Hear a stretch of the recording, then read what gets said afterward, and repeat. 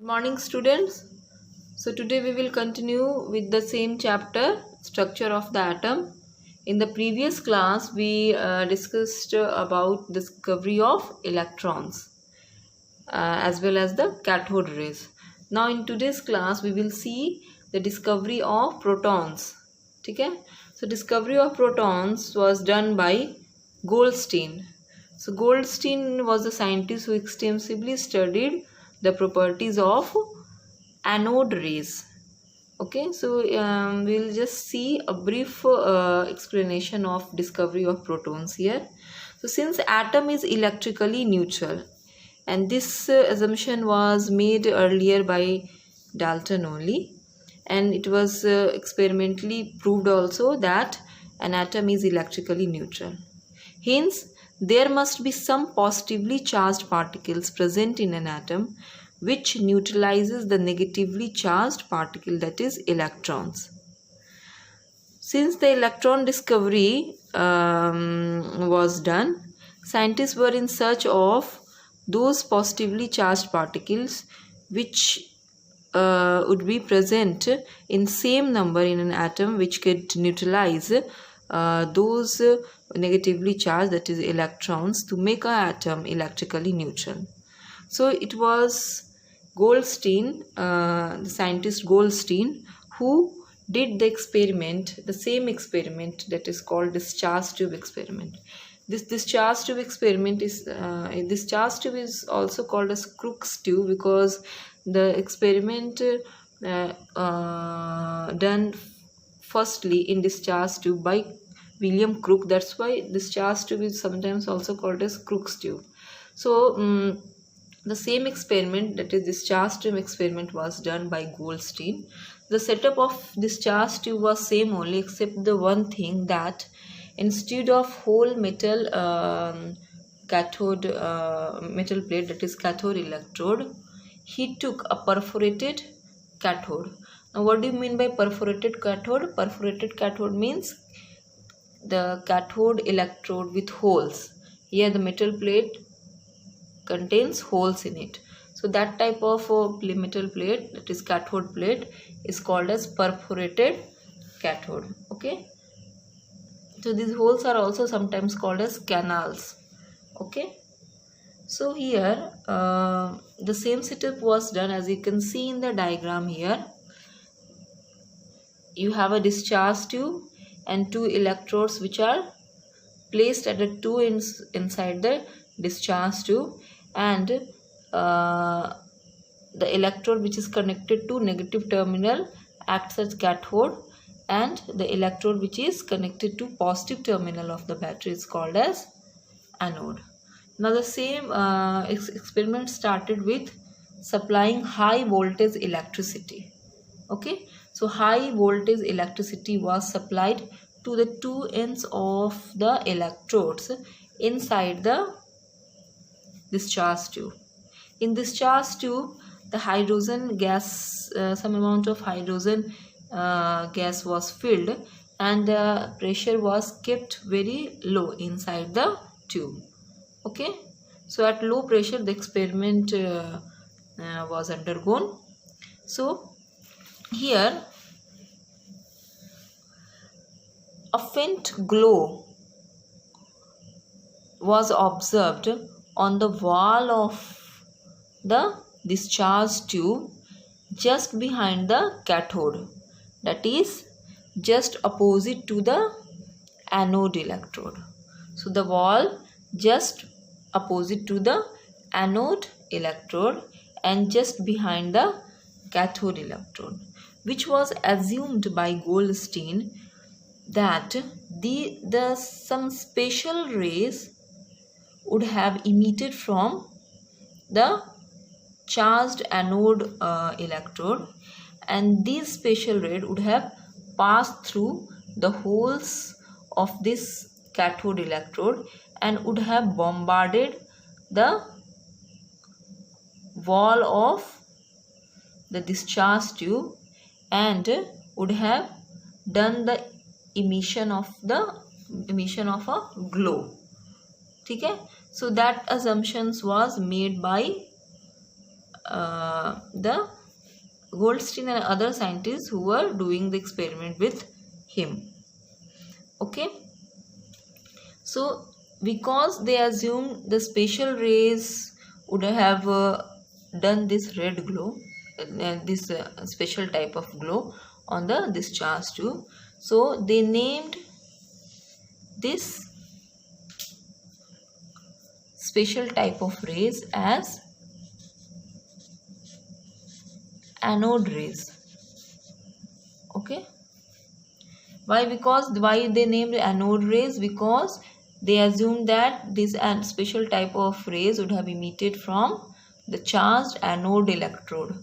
That's why they named it as anode rays. Okay, the properties of anode rays was then extensively studied by the scientist Goldstein, and he found out that by its various activities and experiment that anode rays are streams of positively charged particles.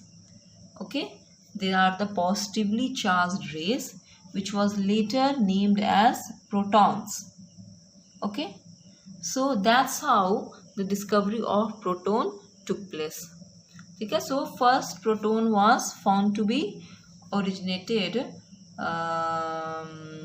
it was found to be originated in the discharge tube by the, and they are they are actually nothing but the anode rays. Okay, but there is these anode rays are also called as canal rays. Canal rays. Now why they are called as canal rays? They are called as canal rays because they are assumed to be passed through this holes of cathode or the canals of the perforated cathode electrode. That's why they are called as canal rays also sometimes. Okay, so that's how the discovery of proton took place. Now I just want to share one more thing, that after this experiment, many scientists believed that the production of this positively charged rays was not from the anode electrode, but it has been produced as a result of knockout of electrons from the gaseous hydrogen atom by the high speed negative charged rays or high speed electrons from cathode rays, okay, on them. That means, you know, that they assume that the gaseous hydrogen atom which are present, which underwent the ionization by the ejection, due to the ejection of electron by the high speed electrons, okay, high speed electrons, and this result in the production of positively charged particles or positively charged rays, which, and this positively charged ray would have occurred from hydrogen due to the ejection of electrons from hydrogen. Okay, so this positively charge have been produced from hydrogen due to the bombardment of this high speed electrons from the perforated charged cathode, and these positively charged particles would have entered this perforated cathode and would have striken the wall of or bombarded the wall of this charge tube and resulted in the emission of the glow. Okay, so according to their assumption, the anode rays are not produced from the anode cathode, but they are believed to be produced in between the space of cathode and anode electron, and that is from hydrogen, gaseous hydrogen atom. Okay, so that was about their ideas. Now, so this is about the discovery of proton. Now we'll just move to the properties of protons. Okay, what are the properties of protons? The first important property is it is a subatomic particles of an atom. Just like the electrons, protons are also subatomic particles of an atom. Okay, and they are positively charged. Okay, now what is the relative mass of a proton? So relative mass of proton is found to be 1.005 AMU. When the mass of one proton was compared with the mass of one hydrogen atom, it was found that mass of one proton is almost equal to, approximately equal to, mass of one hydrogen atom. Okay, it was also found that it is 1838 times bigger than the mass of one electron. Okay, so mass of one proton is approximately equal to mass of one hydrogen atom, and you know that mass of one hydrogen atom is 1 AMU. So obviously the mass of one proton will be somehow equal to 1 AMU, and it is found that it is 1.005 AMU. Okay, so this is about the relative mass of one proton. Now what about the absolute mass of one proton? So absolute mass of one proton is equal to nothing but mass of one hydrogen atom in gram, that is 1.6 into 10 to power minus 24 gram. If you see this value, this is equal to 1 AMU, है ना? So it is very easy to remember. Absolute mass of one proton is equal to it is equivalent to 1 AMU in gram, that is 1.6 into 10 to power minus 24 gram. Okay, now what is the charge carried by one proton? Okay, so charge carried by one proton is 1 unit positive charge. Okay, now what is the value, or you can say what is the magnitude? What is the value or magnitude of 1 unit positive charge?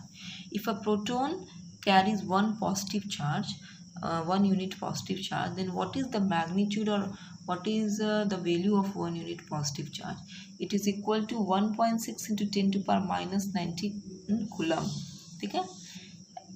In the previous class only I told you the coulomb, which can be denoted by C, and it is the unit of charge, the unit which to represent the charge. Okay? It is a quantity of charge transported in 1 second by 1 ampere of current. Understood? So if you see the value of or magnitude of 1 unit positive charge, it is very much equal to the magnitude of 1 unit negative charge. Okay, so the magnitude of 1 unit positive charge and magnitude of 1 unit negative charge both are same, that is 1.6 into 10 to power minus 90 coulomb. That is why it is said that one positive charge is very much able to neutralize 1 unit negative charge, because both the values of both the charges or magnitude of both the charges are same, that is 1.6 into 10 to power minus 19 coulomb. Now it is also said that charge carried by one proton, charge carried the positive charge particles may carry 1, 2 or 3 unit of positive charges depending upon the number of electrons knocked out. Okay, understood? So that I will about this I will tell you in elaboration of in later classes. Okay, so this is about some of the properties of proton. Just have a note of that. Okay, now we will see the atomic models. Okay, now we will see atomic models. As in the beginning of this chapter only I discussed that many of the scientists came with their atomic models. There they try to light up the exact picture of structure of atom and arrangement of the subatomic particles in an atom. Okay, so many scientists proposed atomic models, and J.J. Thomson was the first scientist who proposed a model for the structure of an atom, because he proposed the atomic model. That's why his atomic model was named as J.J. Thomson's atomic model. As you can see here, I have drawn a Christmas pudding here. This is Christmas pudding or Christmas cake, you can say. Okay, so J.J. Thomson's atomic model was very much similar to the Christmas pudding, or you could also assume the watermelon. Okay, so J.J. Thomson atomic model was very much similar to Christmas pudding or the watermelon. Okay, and here according to his model, he explained that the electrons, here the sphere, as you can see, the red sphere is the sphere of positive charge. Red sphere is nothing but the sphere of positive charge, that is protons. It is the sphere of protons, and according to him, the current or the dry fruits,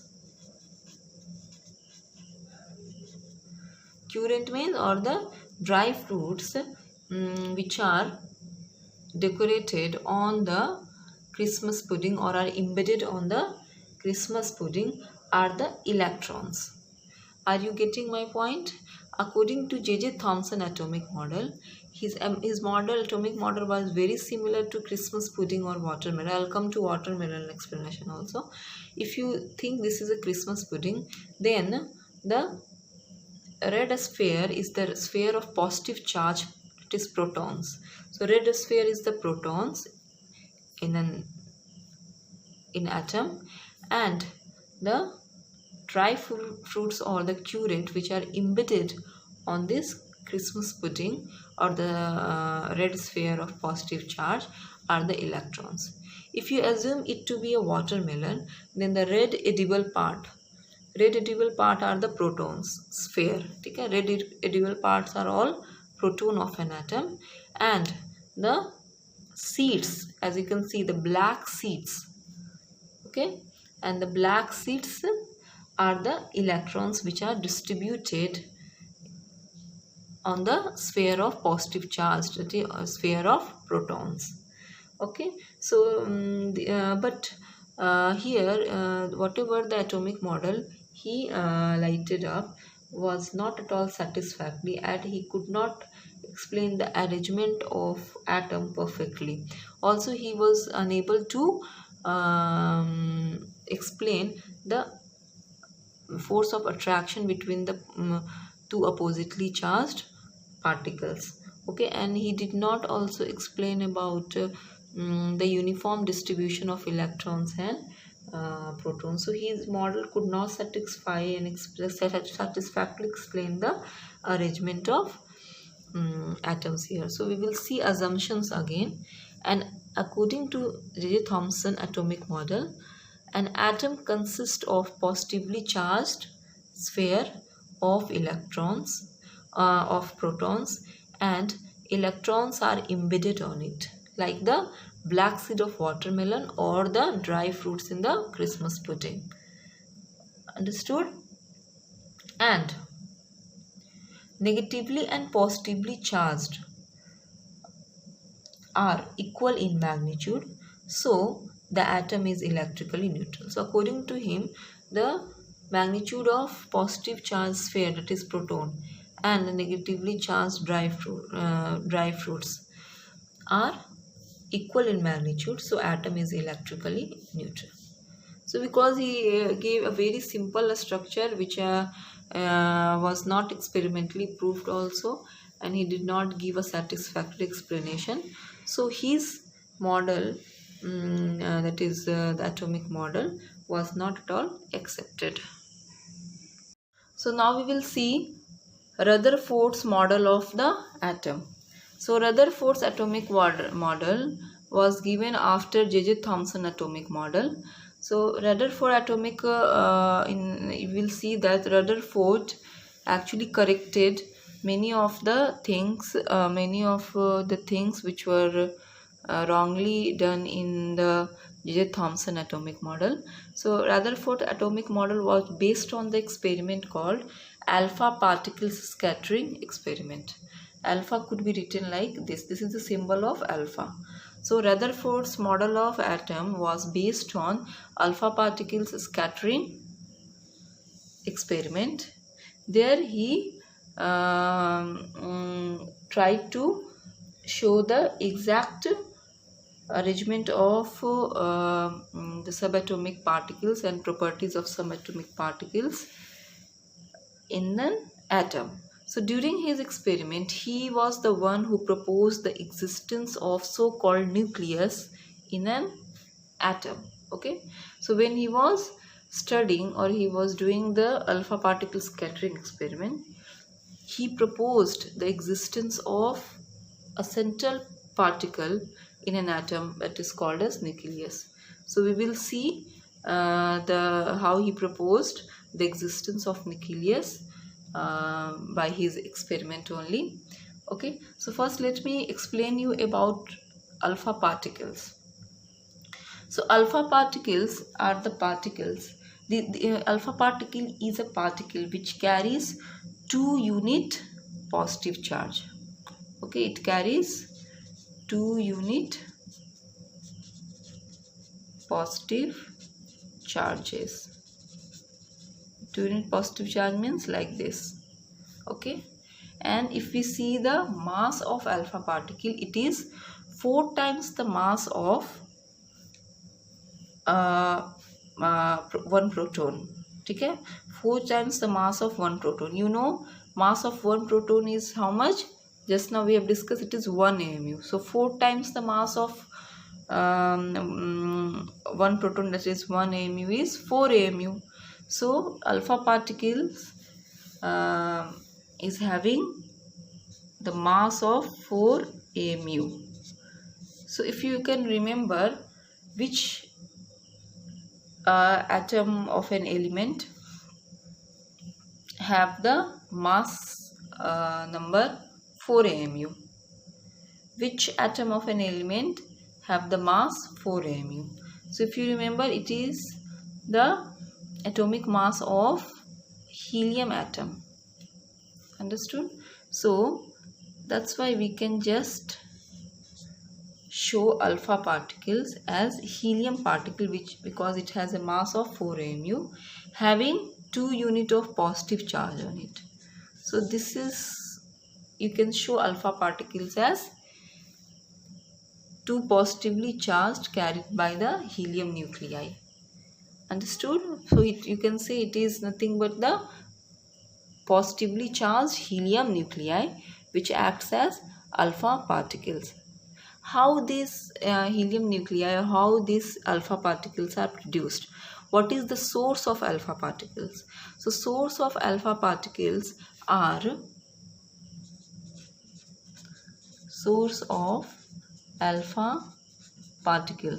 means how these alpha particles are produced, from where these alpha particles are produced. Or source of alpha particles are some radioactive elements like radium, you will be knowing, or uranium, thorium, etc. There are other radioactive elements also from which alpha particles are emitted. Okay? So the radioactive elements are those elements which undergoes a spontaneous whose nuclei of these element, nuclei of this radium atom or uranium or thorium atom undergoes the spontaneous transformation into one or more different nuclei and simultaneously emit certain radiation in the form of alpha particles also sometimes. Okay, so that is called as radioactive decay. So radioactive decay of radium or radioactive decay of uranium or radioactive decay of thorium give rise to alpha particles. So like this alpha particles are produced. They are also called as helium nuclei. Okay, so I'll just show you the setup of Rutherford's experiment of alpha particles scattering experiment. So alpha particle scattering experiment, the setup done by Rutherford for undergoing the alpha particle scattering experiment is like this. As you can see here, here radium is fixed, which will undergo radioactive decay or the spontaneous transformation to produce the alpha rays or alpha particles. As you can see here, the source of alpha particle radium was fixed here to produce alpha rays. You can see the alpha rays are getting emitted. These alpha rays are passed through a slit. Slit is used to get a fine beam of alpha particles. You can see a fine beam of alpha particles are made to just enter inside a spherical zinc sulfide screen. One screen is made here, as you can see. This is the screen which is made up of zinc sulfide. This is the screen actually. Okay, this is the screen which is made up of zinc sulfide, and it is made spherical. So it is also called a spherical zinc sulfide screen, and inside that a very fine thin foil of gold. So gold thin foil, बहुत ही पतला सा foil gold का is inside the spherical zinc sulfide screen has been put, and it is put in such a way that the fine beam of light which is coming through the passing through this slit would strike the wall of the gold foil. Okay, so the narrow beam of the alpha rays or alpha light or alpha particles are made to strike the extremely thin gold foil, and when the alpha particles also strikes the wall of the spherical zinc sulfide screen. Okay, so the flash of light is given out. Flash of light is given out when it strikes the wall of the spherical zinc sulfide screen, and it indicates that alpha particles are there which are striking the wall of the zinc sulfide screen. Zinc sulfide screen is a screen which makes the light visible. So if anything is striking, it will emit a glow. So by this you can just say that if a glow is coming, that means what? Alpha particles are bombarding this spherical zinc sulfide screen, and you can just assume ki there is a presence of alpha particles which are striking the wall of zinc sulfide. So when he did this experiment, he had many observation, and some of his observation was out of his expectations. Okay, so we will discuss the observation part in the next class. Thank you.